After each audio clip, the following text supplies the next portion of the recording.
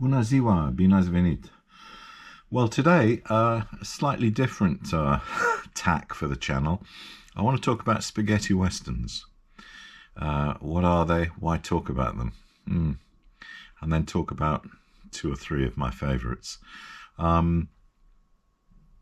Well, since I retired, my days are compartmentalised because I don't work.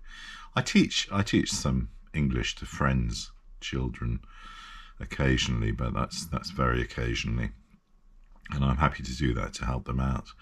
But teaching is something I don't really do anymore. So I try to watch a spaghetti western every day, not the whole western, but part of it. I do my Romanian lessons from Denis Delitant's fantastic Teach Yourself Romanian book, and I read and I write a little. So my day is split into those four options, and I also go out and see my friends, chat to them, and that helps me with my Romanian. So for those who are unfamiliar with the genre, what is a spaghetti western?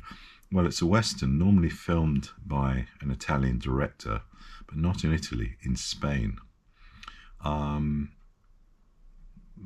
They really replaced the traditional westerns in the late 60s to early 70s. Why talk about them now? Well, because I'm reconnected with an old school friend of mine called Austin Vince, who runs I don't know what he does actually. He runs a sort of motorcycle touring company called Mondo Enduro, and he was traveling through the sets of some spaghetti westerns in southern Spain and posted those online near Almeria. And we used to talk about spaghetti westerns a lot when we were at school. We were both big fans. So they're made by foreigners, very often incorporating American actors into them. The most famous ones do. Interestingly, the two of them I'm going to talk about were directed by Sergio Leone, and there are themes to these westerns, close-ups of people's eyes, of people's guns, musical themes, which work as leitmotiven for the characters. And the arid landscapes in which they're filmed. They were filmed in Spain for the most part. Very often the dialogue was overdubbed later. The stars would have to make a trip to Rome, to Cinecittà, to dub the dialogue, because Leone would be yelling and shouting at them and giving instructions as the filming went on, so the dialogue was unintelligible during the actual making of the film. Okay, let's talk about three of these films. Once Upon a Time in the West, I would consider to be the finest western ever made.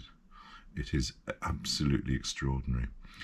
It stars Henry Fonda. Now, Henry Fonda, when going for the role, thought he was going for the baddie role, basically, and he thought that Leone would want someone who looked like a villain. So he put in contact lenses, brown contact lenses, and grew a moustache. And he walked in for the interview or the audition. Not the audition. You don't audition Henry Fonda. He's a great star, a great hero of American cinema. And Leone said, no, I don't want you to look like that. I want the baby blues, his blue eyes. He wanted the baby blues. And there's a reason for that, which I'll explain in a second. We've got Charles Bronson featuring as harmonica, Jason Robards, and the beautiful Claudia Cardinale. Each of the characters has their own musical theme, so you know who's coming on set for that scene. Music is composed by Ennio Morricone, who collaborated with Sergio Leone. The first scene of the movie, I'm not going to do spoilers here, well, not too many spoilers. We've got two of the great actors of westerns and spaghetti westerns, and they don't last very long. We've got Jack Elam and Woody Strode. And as I say, they don't look very long. Some of the famous quotes Jack Elam says to Charles Bronson: "Looks like we're shy one horse." And Bronson replies, "No, you brought too many." Great line. When Bronson meets Jason Robards in a bar after Robards has escaped custody, he tells Robards that some people are impersonating his men by wearing dusters, and then says, inside the dusters there were 3 men. Inside the men there were 3 bullets. Great line.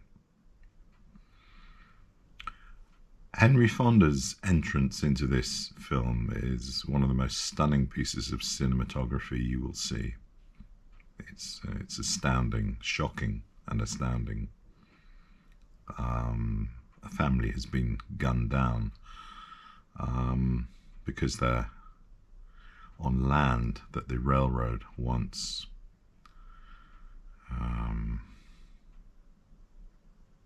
everyone in the family has been killed, apart from one little boy who is standing there in front of this group of hoodlums.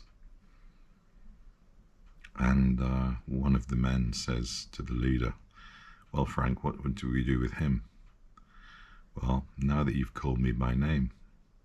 And then he shoots this child. And then the camera goes up and we see it's Henry Fonda. And the audience think, "Oh my goodness, Henry Fonda gunning down a child." Wow. It's a powerful film. It's a long film. It preceded Once Upon a Time in New York. And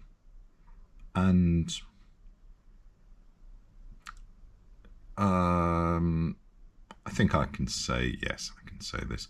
I think Sergio Leone had a bit of a falling out with Clint Eastwood. Eastwood didn't like the way that Leone directed the films. He wanted retakes, different camera angles, and the actors were exhausted by the end of it. But the proof is in the pudding, and have a look at this film, because it's just extraordinary from a musical point of view, and from a filmic point of view. It outdoes westerns. Okay, well, we talked about Clint Eastwood briefly there, although he wasn't in that film. The Good, the Bad, and the Ugly is probably the one of the most famous spaghetti westerns we've got. We've got Clint Eastwood, Eli Wallach, and Lee Van Cleef. Lee Van Cleef, nicknamed Clint Eastwood is Blondie, Eli Wallach Tuco, the Mexican, and Lee Van Cleef, nicknamed Angel Eyes. Lee Van Cleef and Clint Eastwood only made 2 westerns together. Why? Well, they made for a few dollars more, which was the second one in the triumvirate trilogy. But the theory is that Eastwood didn't want to be upstaged by people, and Lee Van Cleef would steal every scene he was in, as did Eli Wallach. Actually, in this particular film, he stole every scene. So Eastwood took a step back from working with Lee Van Cleef, and Lee Van Cleef went on to forge his own path. Because Clint Eastwood was essentially, perhaps, I mean, I'm talking about him in the past tense here. I shouldn't be. It should be in the present tense. A little bit lacking in confidence about his own ability to command this scene. He shouldn't have been, but he was. He got over that, and when he directed his superb and acted in his superb film Unforgiven later on, he acted alongside Richard Harris and Gene Hackman, who also stole every scene that they were in. The Good, the Bad, and the Ugly. It's a wonderful film, a very funny film, lots of comedy. Great quote from that film. In this world, there are two kinds of people: those with loaded guns and those who dig. You dig. So there was this trilogy of films made by Leone: A Fistful of Dollars, For a Few Dollars More, and then The Good, the Bad, and the Ugly. Now, Lee Van Cleef, tremendous, once praised the fact that he had a broken nose and the eyes of a weasel. He said, with those attributes, I'm going to get roles as baddies for the rest of my career. His last work, tragically, he had throat cancer, which was probably terminal, but he died of a heart attack before the throat cancer took him. He did a series of ads. He did an ad for a Japanese liqueur, and he did an ad for a German beer, Bavaria. He was very fast in life, and the director of the advert, of the Bavaria ad, had to tell him to slow it down because the camera couldn't keep up with him, and it was just taking 1 or 2 frames and they needed more, so he was told to slow down. In The Good, the Bad, and the Ugly, the scene where the bridge, there's a scene where a bridge is blown up by the army. It's the battle between the Confederacy and the Union. They had to film that twice because the bridge blew up, and it was so effective that it also blew up the 3 cameras meant to be filming it, so they had to do that twice. Leone wasn't very happy with Eastwood on that film, and that's maybe another reason they didn't work together again, because Eastwood asked for $250,000 for doing the movie, a Ferrari, and 10% of the US profits. Now, this film was profitable in the USA, and Leone was very unhappy about that, but he needed Eastwood. For a Fistful of Dollars is really a remake of Yojimbo, a Japanese film by Kurosawa. And Kurosawa I'm a huge fan. I watch Japanese films too, especially samurai Japanese films by Kurosawa.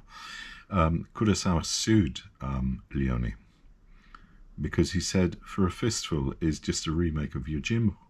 He said, I enjoyed your film very much because I was watching my own film, and he got 15% of the profits. So people have been remaking Kurosawa's films. The Magnificent Seven is a remake of The Seventh Samurai. But Eastwood had enough of Leone's direction. When Leone made Once Upon a Time in New York, he used Robert De Niro, and was rather cruel about Eastwood's acting ability. He said that Bobby, as he called him, Bobby De Niro, had more acting ability than Eastwood. He said that in a not very pleasant way.